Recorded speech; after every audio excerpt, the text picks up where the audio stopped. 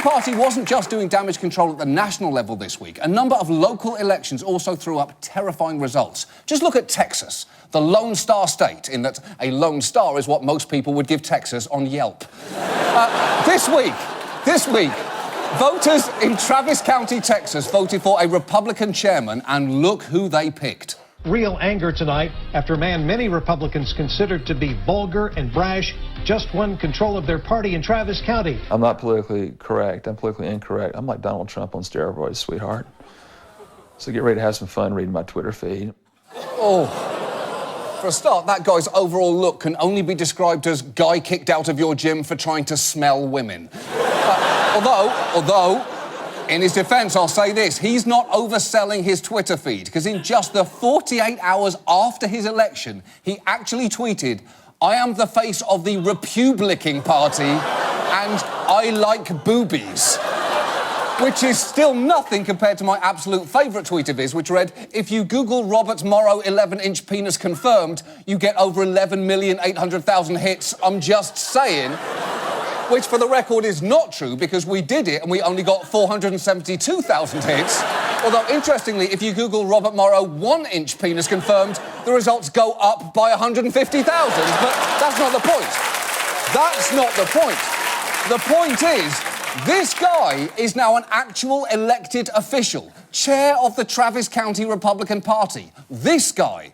Do you think Hillary Clinton would swallow your cum, or would it be more of a Lorena Bobbitt type situation? George W. Bush is like Rick Perry. Both of them were closet homosexuals. That's my personal opinion. George Herbert Walker Bush was being provided young teen boys to have sex with. I think Barack Obama is a gay man who got married. Bill Clinton, serial rapist. Hillary Clinton, rampaging bisexual adulterer. Rick Perry, rampaging bisexual adulterer. Yes, that all sounds appalling, but to be fair, the question he was asked was, what sounds does Ann Coulter make as she falls down the stairs? So, with that context, he's not entirely wrong. And, look, he wasn't even the only candidate to embarrass the Republican Party in Texas this week. Let me introduce you to Mary Lou Brunner, a woman who, based on her jacket, I can only assume was a member of the 1996 women's gymnastics team. Is she Kerri Strug? I think she's Kerri Strug. She's running a successful campaign for a place on the Texas State Board of Education. So let's find out some more about her. Brennan has recently come under fire online for some passionately stated opinions she holds, including the idea that global warming was made up to promote global socialism and that President Obama paid for drug addiction in his 20s through homosexual prostitution. How do people think that people on welfare who also have a drug habit, how do they think they pay for their drugs? Well, they steal, they prostitute themselves. Say what you will about that woman, I would read any history textbook she had a part in creating. Wait, Teddy Roosevelt fathered an illegitimate child that was half human, half bear. Why did nobody tell me this? Education is fun, I yearn to learn.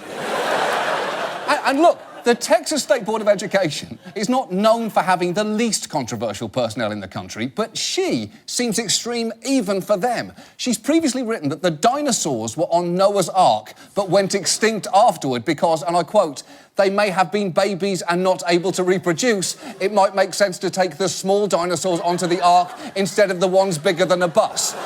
Which is clearly scientifically wrong. The reason we don't have dinosaurs isn't because they were too small to have sex.